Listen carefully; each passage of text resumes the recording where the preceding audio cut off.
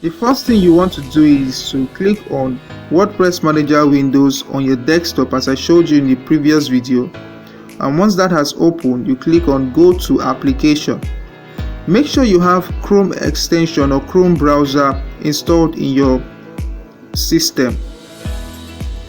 So once it's open in Chrome browser, you click on Access WordPress. That should take you to the default home page. After it has opened, you want to click on the URL and then add admin in front of it. Once you've added admin in front of it, it will take you to where you should input your username and password. Please make sure you've not forgotten your username and password. Then once that is done, you can now begin to do your editing. So first you go to Posts and All Posts, and then you click on Bulk Actions, then move to Trash and then Apply.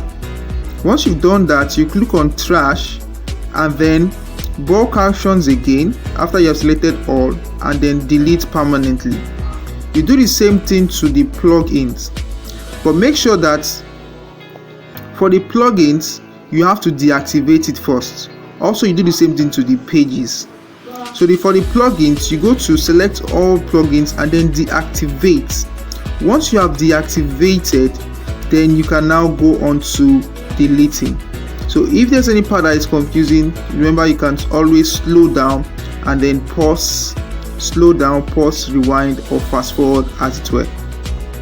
So after all this has been done, what you then want to do is that you want to start installing all the necessary requirements from scratch, because you'll be starting WordPress afresh. So the first thing you need to do is to install a theme.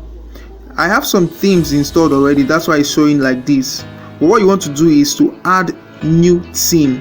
So when you want to go to add new theme, then you search for Astra, A-S-T-R-A.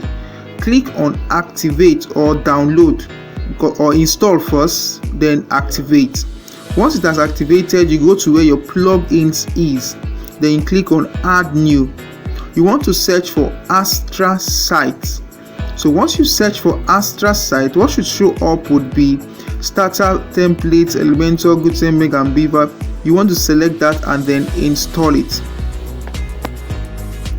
So once it's installed, you want to activate it. Now the activation will take a while because it has to download some plugins and some extra third-party applications. So once you click activate, you go to setup as it were. Now you can set up the page builder by using any of those ones, but I'm going to use Elementor.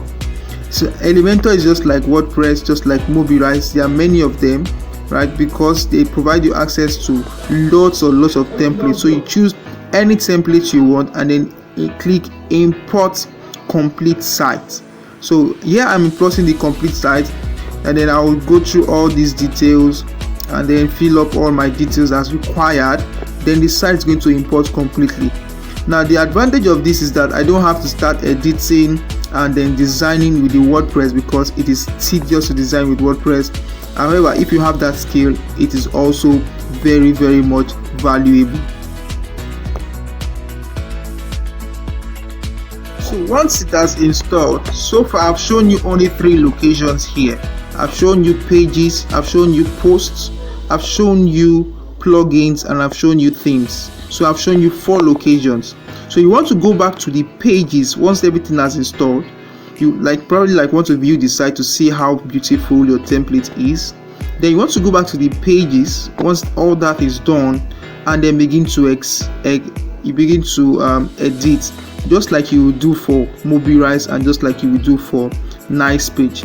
Now the only thing here is that this one is a little bit more complicated and it has much more features than the Mobilize. So you want to take a while and then understand how those features interplay.